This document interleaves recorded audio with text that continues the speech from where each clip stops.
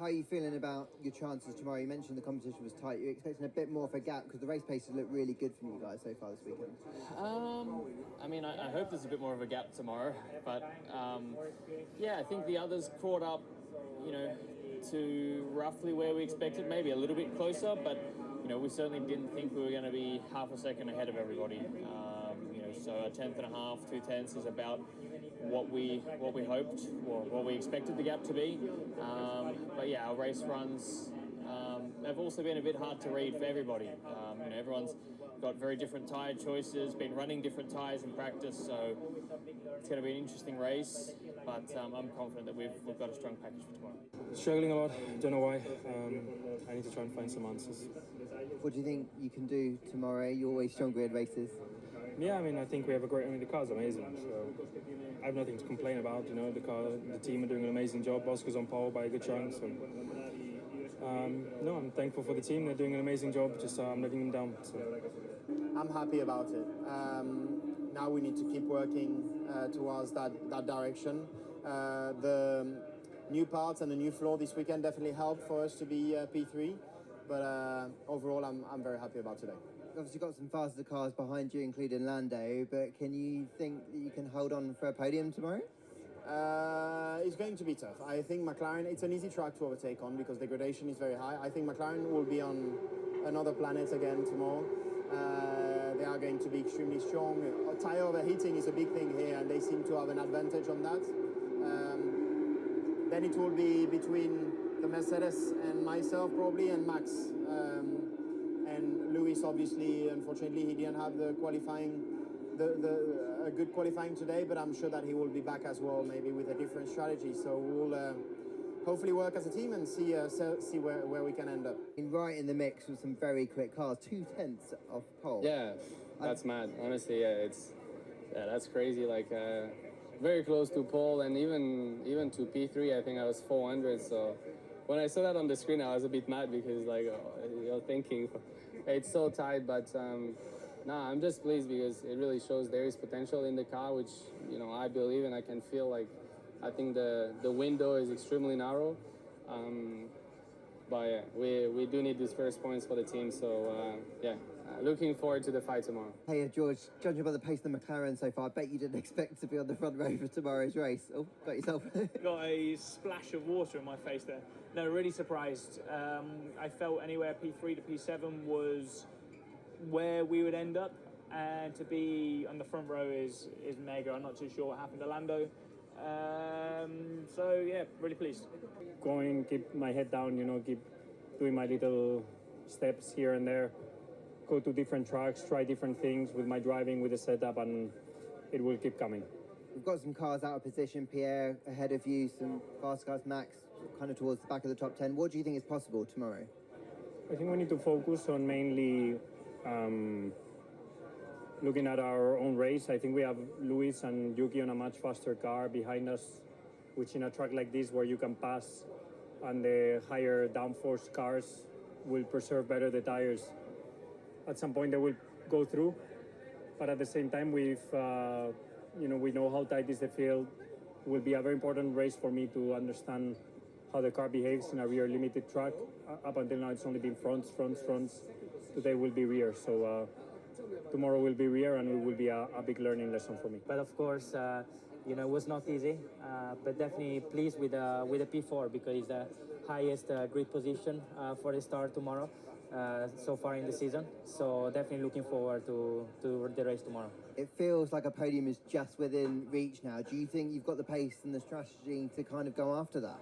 Well, in FP2, the long run seems for everyone, the gas were super tight as well in the long run. Everyone seems to have a really similar pace.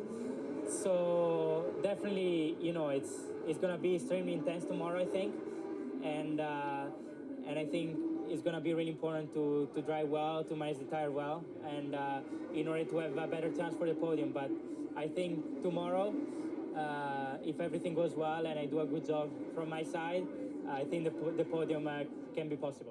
So we have tried a lot, honestly, with the setup, left, right, up and down. But unfortunately, nothing really gave us a clear answer. So that is, of course, a bit of a shame. So what do you think can be rescued tomorrow, particularly as Deg could be a big issue, and I know tyre management has been a bit tricky for you guys this year? Yeah, not sure what to expect, to be honest. In the past, high deck tracks have been good to us, but with the balance that we have today, I think it will be very difficult. But of course, I'm only looking forward. You know, I'm trying to at least battle some cars ahead. I mean, normally the McLarens I think will be too quick, but maybe the other ones we can follow. You think you can then salvage something tomorrow, or is it going to be too much to ask for from towards the back? I'm not really in the back. I'm 14th, so you know, so far, you know, that's where I am. Obviously, we will see, you know, with what needs to be replaced or not. But yeah, we will do the best we can in the race. I think it's not finished. It's far from over. We can do something good, I think, in this race. There feels like there's fundamental pace in the car, though, and you're just outside the top 10. Reckon you can fight for points tomorrow? Yeah, I mean, tomorrow is going to be interesting. It's surely going to be a two-stop race with high tire drag, and you know, a lot will happen, but we need to be on it on strategy. And if the pace is there, then if we are smart enough, we'll get points. I might take it at being Q3, but obviously, as a driver, you always want more. You must take a lot of confidence in the fact that you had to do it on your second run in both Q1 and Q2. You were so close to Max throughout the whole qualifying, and it's been a difficult weekend up until that point as well for you, isn't it? Yeah, I mean, the very massive roller coaster throughout the week. So much up and down. Yeah, I mean, if you just see results in pre-practices, I was nowhere, you know, and I think considering that was good recovery, and I'm still just trying to find performance to be in the consistent window, you know, be in the window that this car operates, which is quite narrow, and just I'm struggling to consistently be on that. But I mean, I'm not rushing, to be honest. It's just still second race. This is still my sixth session probably, you know, like, so yeah, I think it was good progress so far. I just keep doing what I'm doing. Started to understand why it's been so difficult in this early phase of the weekend. Yeah, I think so. I think the low speed content has been our weakness so far this year. Bahrain is all about low speed, so we expect it to be a tough weekend, and unfortunately we'll confirm it. What you've learned about the car, particularly in FP2 and the more representative conditions, can you go and fight for some points tomorrow? I think tricky. I think there's a lot of, you know, a few cars that have very similar or slightly faster pace. I still believe we're a little bit on the back foot, but you know, you never know. We'll give it our all tomorrow.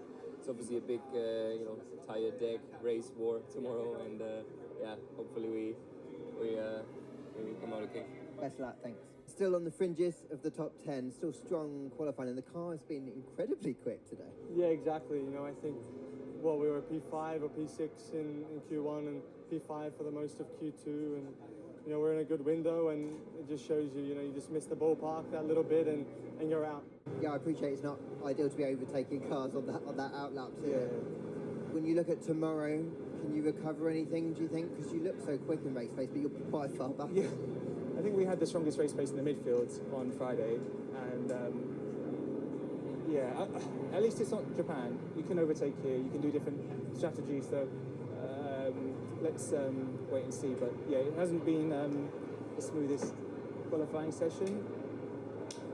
It's going to be tricky to score points, but it's not impossible. What can you do tomorrow? Do you think you've seen enough from the pace of the car in FP2 and more representative conditions that you can fight? Yes, but we're more or less, we are as a pace, you know. We can go a bit forward. We are going to more or less be there. Right. It's not really much. I don't expect going for fight for points tomorrow, you know, but maybe some positions can be done. Simply unlucky. It doesn't really feel like you've had any luck recently, but looking ahead to tomorrow, at least you felt like there was pace in the car, right? So that's optimistic. Yep, it's been quite quick. You know, it's been quick this weekend, and in most of the practice sessions, I would say. For us, it was just piecing it together in quali and tuning it up, and I think we had the car in a pretty good window, and the speed was there. It's just a shame for the issue. So I think for tomorrow, it's obviously positive. The speed we have, we should move forward. It's just how far forward we can move.